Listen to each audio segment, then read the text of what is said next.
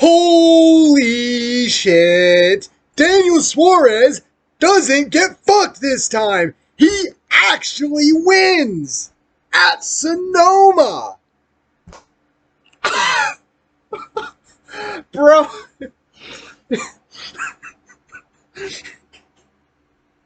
If I could remember anything from Spanish class, I'd start talking in Spanish. Sadly, I don't. But regardless, what's up guys, it's Mian. I am back with another video. I am back with my NASCAR 2022 Cup Series Sonoma race review.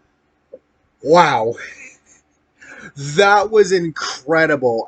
The race itself, I think, was kind of meh. And I would put more blame on Fox than anything else because, you know, Fox broadcasting is shit. Thank God we're done with them for the rest of the year because in 2 weeks, yes, you heard me right, 2 weeks, Nashville on NBC, motherfuckers. Woo! But yeah, in all seriousness though, let's jump into this because this is awesome. So, Christopher Bell adjustment, AJ Allmendinger adjustment, Eric Jones adjustment, and Cody Ware multiple tech failures. All would start at the back. Ware would even have to do a pass-through. Now, granted, because it's a road course, you do a pass-through, there's not as much of a chance of you getting lapped, at least early on. Caution would come out at lap 10. Bubba Wallace's engine, unfortunately, expires. Just more bad luck for him. Some drivers would pit. AJ Allmendinger's power steering pump failed, and he would have to run the rest of the race with such issue.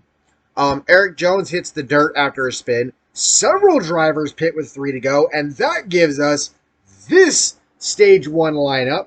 Kyle Larson winning Stage 1, go figure. He pretty much led the whole way.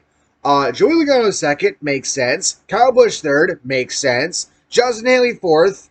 Okay, that's a bit surprising. Eric Almirola fifth, decently surprising, but he's a known name. Harrison Burton sixth. Hey, the Wood Brothers rookies in the top 10. Nice to see it. Josh Bilicki in 7th. Excuse me? Kurt Busch 8th. Makes sense. Ricky Stenhouse Jr. and 9th. Makes sense. Cody motherfucking Ware got a 10th place finish in Stage 1. And 1 stage point. Cody fucking Ware. Wow. That's incredible. Anywho, so we get going with Stage 2. Eric Jones goes for a spin on his own. Ross Chastain spins in one of the corners. Some drivers would pit coming to 3 to go, then more coming to 2 to go, including the leader, Chase Elliott. Elliott would have issues on pit road. Again, fortunately, suffering a pitting outside the box penalty, he would start at the back for Stage 3. Tyler Reddick got a speeding penalty, and Chris Buescher got a throwing equipment penalty. They would all start at the back Stage 3, except Buescher, NASCAR reviewed Buescher's penalty and rescinded it. So he would finish 3rd in Stage 2. There was a question of whether or not he would get the stage points. He will. Elliott, who finished 8th, will not. So your Stage 2 order is Joey Logano, he wins Stage 2. Eric Almirola 2nd, so he got a bunch of stage points today. That's nice. Chris Buescher 3rd. Daniel Suarez 4th. Kevin Harvick 5th. Todd Gilliland 6th. Nice to see him up there. Harrison Burton 7th. He finished in the top 10 in both stages. Nice. Chase Elliott 8th, except, no. Michael McDowell gets bumped up to 8th. Ricky Stenhouse Jr. gets bumped up to 9th. And Ryan Blaney gets bumped up to 10th. Had Buescher's penalty stood, Brad Keselowski would have been bumped into the 10th spot. But Buescher stays in. Elliott out of the top 10. He does not get stage points here. So, there you go. So then we get going with Stage 3. Josh Bilicki and Tyler Reddick both go for a spin with 46 laps to go. Reddick takes his car down pit road. No caution. Reddick went to the garage, but would return to the race a short time later. Green flag pit stops would begin. Harvick had a slow pit stop here. Kyle Larson ends up in the dirt and loses a right front tire. Caution would come out for him. And this also means that Cliff Daniels and 2 other crew members will be out for the next 4 races. Again, mind you, NASCAR, the Cup Series has next week off, so it'll actually kind of be 5 weeks technically, but there you go. So anywho, we get going again, and Kyle Busch goes for a spin in the carousel after going 3 wide into it with 2 other cars. Alex Bowman goes with him, but Bowman continues. Busch has to spin around and go. Cole Custer spins in turn 11, but Fox missed it because it's Fox. Cindric bumps Blaney in turn 11 to pass him, coming to 10 to go. Hamlin and Bell would pit with 10 to go as a sort of a last-minute move in case we were to get a caution. Martin Truex Jr. pits with 6 to go, same reason. AJ Allmendinger ended up off the racetrack here in the dirt and in the tires, but he recovered and kept going. That's the key thing. If he doesn't get going, NASCAR probably throws a caution, and that was with 2 laps to go. So Suarez almost got fucked out of a win, but he didn't. He wins the race, taking the white flag wins. He's the first Mexican-born driver to win in NASCAR. And he celebrates with a taco piñata. Nice.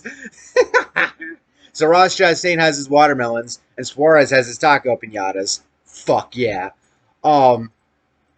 Anyway, moving along. I'm trying to see, hang on. So the cool thing here, though, Buescher finishes second, McDowell third, Harvick grabs fourth, Cindric fifth, Blaney sixth, Chastain seventh, Elliott eighth, Byron ninth, and Keselowski in 10th. So, I mean, Buescher, McDowell, Harvick, Cindric, and Keselowski all having really good finishes here. Briscoe's in 11th, Austin Dillon 12th, Haley 13th. Joey Hand in a Rick Ware racing car finished 20th. You love to see it. And what's funny enough, the last time that the 99 car won in the Cup Series was Carl Edwards at Sonoma 2014. You fucking love to see it. You really do. You absolutely do. This is awesome, man.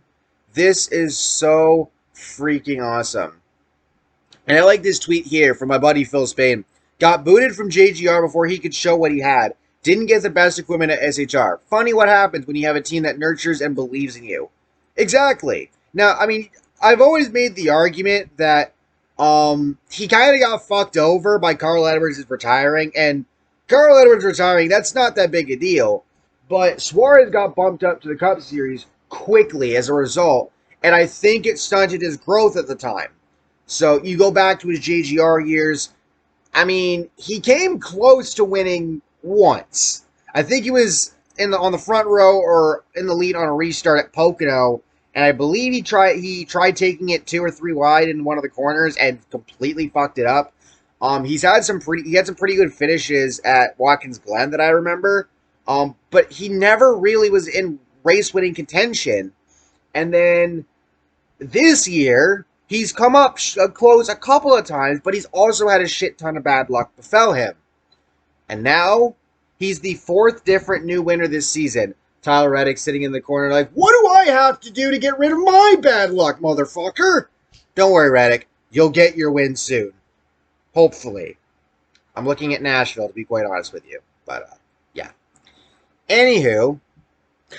Yo! My Steve Aventer random fantasy pick this week was freaking Suarez. Let's go. Yes, let's go. Make sure to use the link below to get your pick for Nashville, and use the link in future race reaction videos to get your picks for future races. Just saying. But this is awesome. Everything's coming up Suarez. Let's go.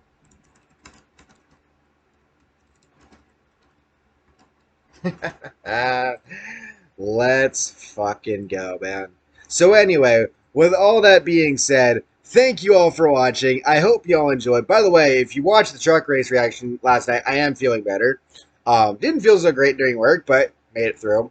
Thank you all for watching. I hope you all enjoyed. Let me know your thoughts down below. Once again, congratulations, Daniel Suarez, on his first career Cup Series win. And once again, Tyler Reddick looking on like, when the fuck am I gonna get mine? You'll get it soon, bud. I promise. Catch y'all next time. Peace.